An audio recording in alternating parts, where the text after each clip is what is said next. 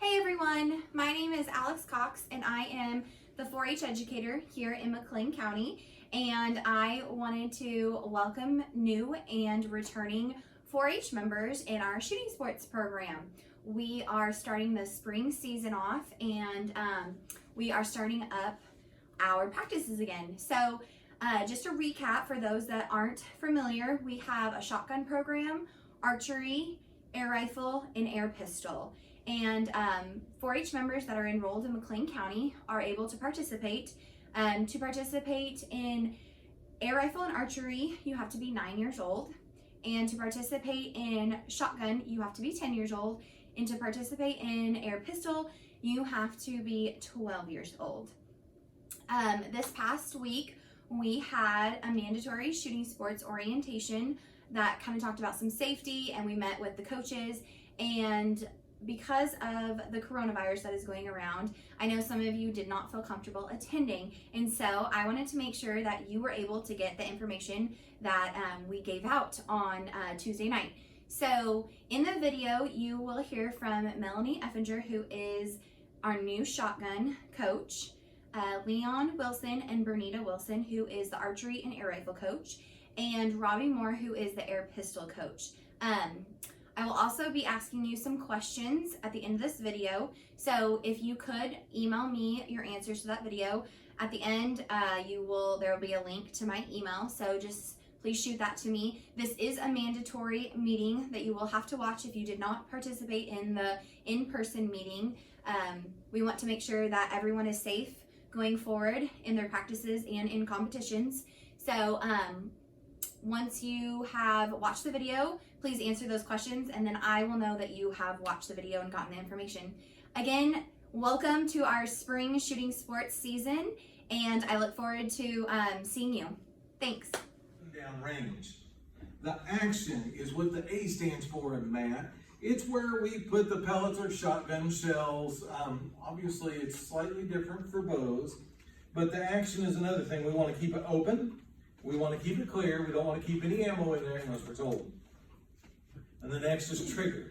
So we have MAT, muzzle, action, trigger. The trigger, always want to have it on safe. Okay, I probably can't see on the film, but you guys in here can probably see it just turned red, right? It means it's angry. It can shoot. And when it goes back to black the other way, it can't shoot. A trigger can fail, so what we want on our trigger is we don't want to touch it unless we're fixing to shoot the whatever rifle, shotgun that we happen to have, or pistol. Shotgun, a lot of times, correct me if I'm wrong, they will cover the trigger so somebody can't stick a finger in. Air rifle and air pistol, we usually have no fingers around it, so it's completely open so they can see that there's nothing in. Real quick, we have a celebrity with us. I don't know if you guys have met Miss Lucy, but she is one of our national shooting sports ambassadors. So she's been trained to talk about shooting sports nationally. What I'm going to use her for is to show the two positions that we shoot in air rifle. We aren't going to have her lay on the floor. You can imagine, laying on the floor is laying on the floor. You already know how to lay on the floor, right? Did anybody sleep in a bed last night? Okay, it's slightly different. We got a rifle on our hands and we're kind of up on our elbows. But if you would use that black thing as downrange, go ahead and give us a kneeling or standing, whichever you prefer.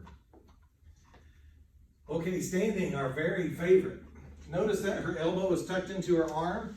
Notice that she's got her hips thrown one direction to give her support. This is not Dad's or whoever's 30-06. This is a pellet rifle.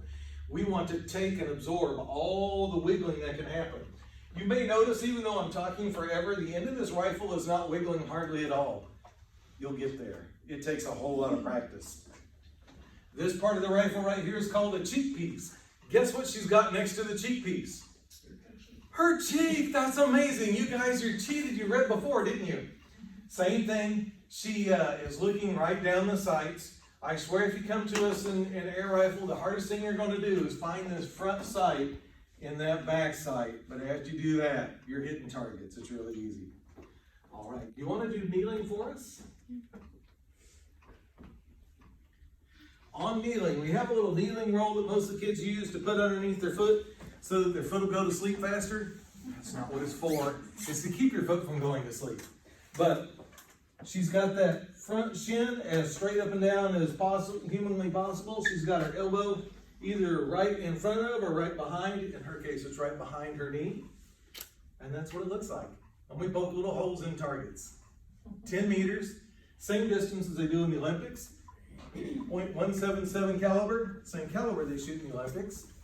We shoot, it's got to be under 550 feet per second. That's where most of the rifles are going in the Olympics.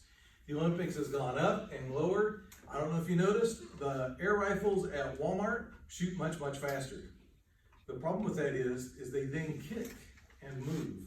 This thing will not. It will not kick at all. It will not move in your hands. It is absolutely amazing. You'd be shocked at how close. On an air rifle, what we expect when you show up for air rifle is to bring the kit. We don't want you to bring any air rifles. If you have one that meets our specification, especially your first time, just come. We've got the air rifles, we got the pellets, we already got the targets. There's only certain rifles we use, and they're a little bit on the expensive side, and we've got a bunch of them. So before you would decide to buy anything, come shoot ours for a while and just test it out and see what you like. But yeah, all we need is the kit. We've got everything else. We've got safety glasses. If you got safety glasses you like, bring them. If not, you can use ours. We'll be all right. Moving on to archery.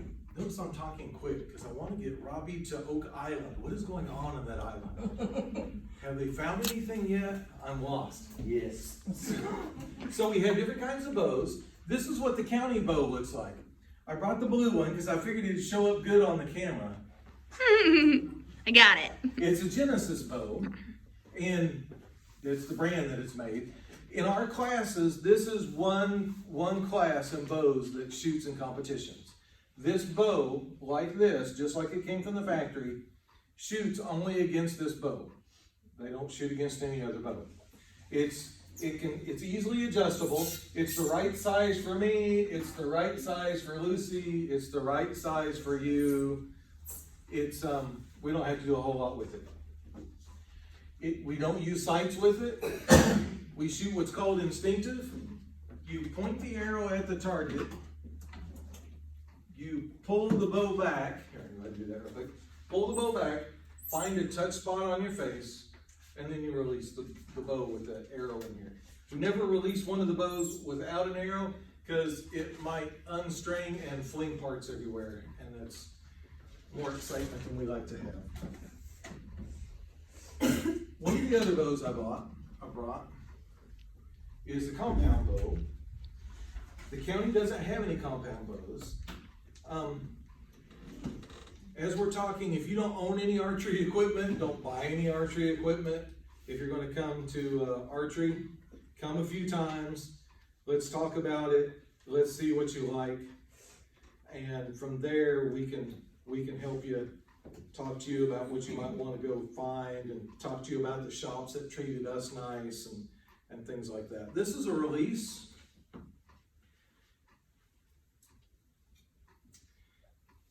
It clamps onto the bow and you pull it back, and I'm not going to pull it back a whole lot because if you accidentally hit that thing, it lets go, and like I said, it can unstring itself. Compound bows, in the class that's compound bows, you can have sights, you can have stabilizer with it, obviously you use a release. These other two bows, you don't use a release. And this is, you can have it set up just like you do for hunting. The only thing different is the arrow tips need to be a field tip without all the razor blades and things like that that tear up targets. But other than that, it's just like what you'd use for hunting. In fact, a lot of people use hunting bows, and they do well in the competitions. Some people have compound bows that are strictly target bows. Now this one, Lucy shoots a recurve. This is her old recurve. The county doesn't have any of these. It works the same way as the other bows do. We put an arrow on there, we pull it back, we find that touch spot. The difference, this one, it doesn't get any easier. The further back you pull it, the harder it gets to pull, and the harder it is to hold back here.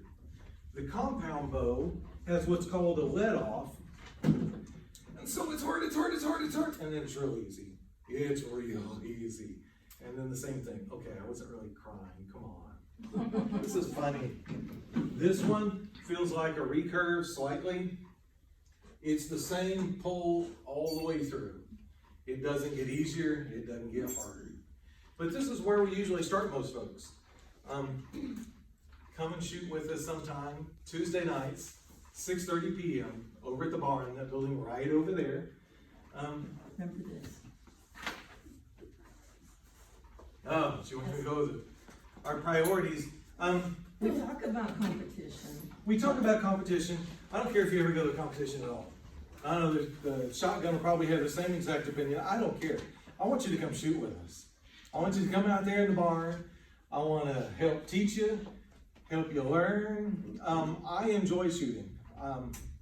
I assume most of the people who come out there to shoot enjoy. Lucy enjoys doing it. You know, competition is the smallest part. Recreation, we do it kind of because it's fun. The biggest thing you'll notice on this pyramid down here is education. The education goes on multi-levels. We want to teach you how to be a good human. There's a lot of things in that. Being kind to each other, treating each other nicely, politely, you know, how to handle these things, those bows. If you just go out there and go crazy, we call it the bow biting you, but that's not what happens. If you're holding it all crazy, that string can come and hit your arm, and it will get your attention. Well, we'll show you how to not have that happen. And it happens to all of us once in a while, and we go, oh yeah, that's what we were not supposed to be doing, isn't it? And it's okay. But we have a good time. Come out there with us when you get a chance. Tuesdays, 6:30 in the evening. We're not going to have practice till school goes back in. So we're not having practice next week or the week after, if I'm not mistaken, the way the calendar goes. I don't know when April 5th is. It's at least 2 practices, maybe 3. Yeah, it's 2-3 practices. So when school goes back in, it's just, you guys probably have seen the news. There's a virus out there. You aren't going to hurt me with it. I'm not going to hurt you with it. It's our grandparents that we can hurt with it. And so we don't want to spread that thing around. So as much as we can prevent that from going around. So we won't have our practices until school's back in session. If you want, you can always give Bernita your text number. How do you send out our lines? I'd have to find out what the number is again. We are also on Facebook under McClain County 4-H Archery and Air Rifle. And as Melanie gets going, at one point there is a shotgun page, so they may be able to start using it and get info out to parents that way as well. I rattled along like an auctioneer. Do you have any questions? I saw you looking at me like you're watching TV. We don't talk to the TV, do we? Yeah. Just one other thing. Besides having fun and the education of learning how to shoot, you also get to make new friends from the different parts of the county. Yep. And the state. And the state. And the state if you go to competitions. And you can ask my son, he doesn't talk very much. But he's enjoyed going to any competition that we've ever went to in the shooting sports. It's fun. We'd love to have you. Yep. I don't know if any of you heard one word coming out of her mouth the whole time we were here. But that's normally because when I'm talking, she's not. But still, she's usually the talkative one when we go to competitions.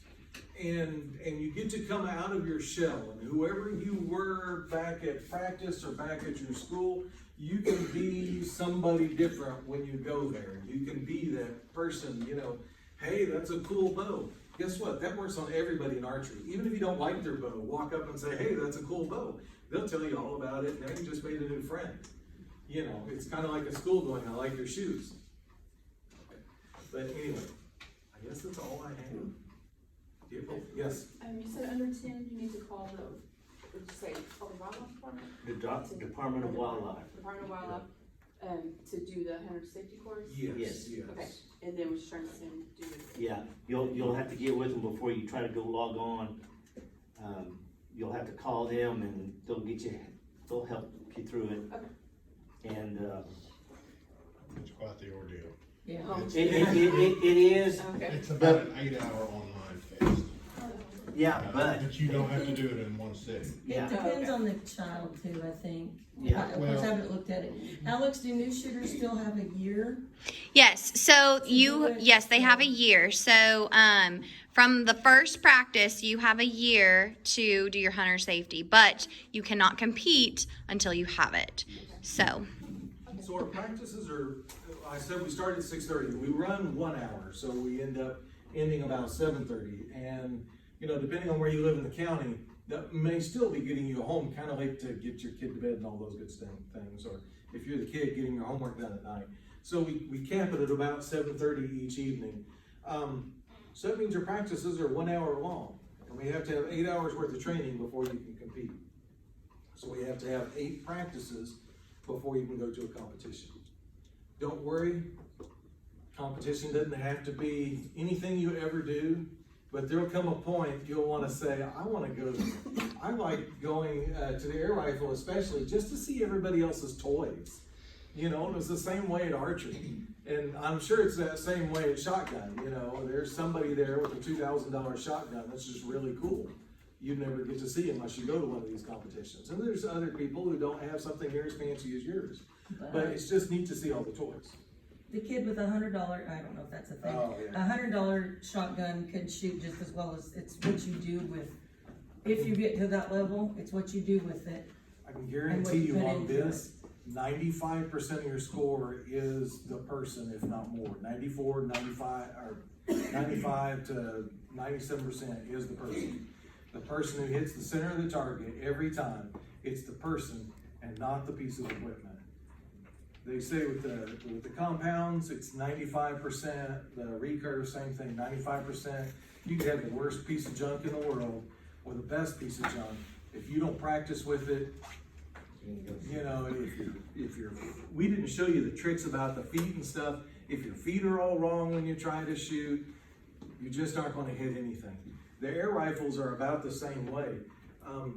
Lucy came in the 5th of the state with what I would say is probably the worst gun that we had in the competition. Well, it wasn't. It was not this one that I would consider worse than this one for the competition.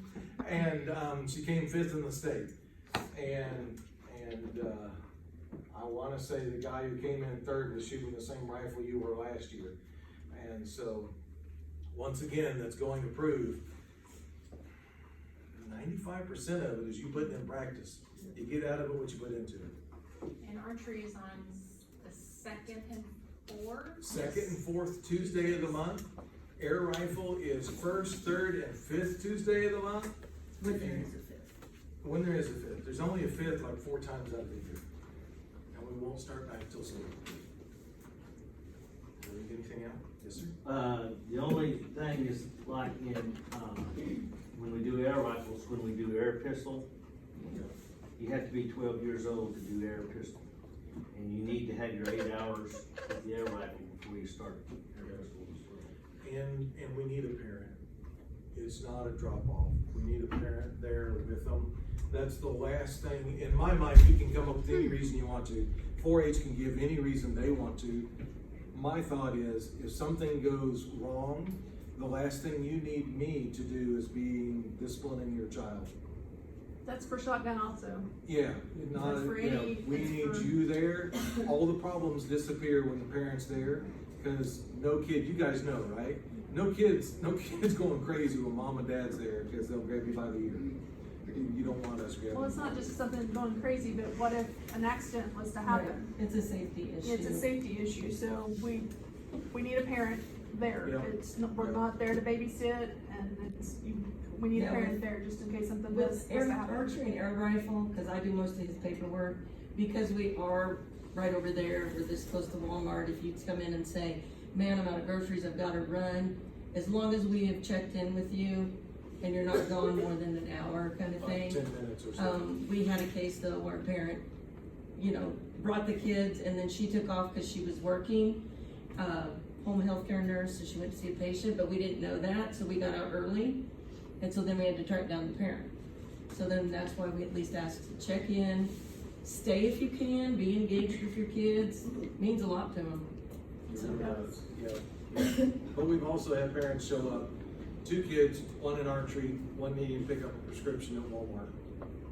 We understand, so, yeah, I guess that's all I have. Do you have any other questions? Dylan's turn. Are you ready for Melody? You already went over a lot of my stuff, so Yes. I'm gonna be short and sweet. You can pretend that's a shotgun if you need to. No, just look over this on shotgun. You can have my- We'll go over all that. Yeah, you. Hey guys, I'm Melanie Eppinger, and I'm gonna be your new shotgun coach. A lot of things that they went over is gonna be for shotgun also. A lot of your safety is gonna go right under shotgun also. So, one thing I need to go over, or several things I need to go over, I think you kind of went over that gotta have 8 hours training. That's the same with shotgun. And one thing I need to go over with you guys, it's really important, is the gate. When we practice at Tri-City Gun Club, which is over off number 9 by Riverwind. If the gate is shut, just pull over to the side and wait for me or shoot me a text. The gate should be open. Whenever I get there, I should be able to leave the gate open. So if the gate's already open, then you can come in. If somebody pulls in front of you and opens the gate, don't follow them, because it could be a member and they don't want you just going in there. So don't just be following somebody in there. If the gate's already open, there usually I'll have a sign out there that will say, I don't remember exactly what it says, but it just says something like, you know, it's open to whatever. It just says it's open or whatever. So you guys can always text me. I'll make sure you guys have my number. Drive very slow coming in there. If the guy that is there, if he sees any amount of dust coming up, he's going to get onto you. Just drive really slow.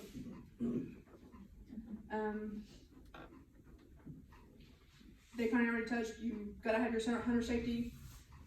That's same for shotgun, you guys gotta have that.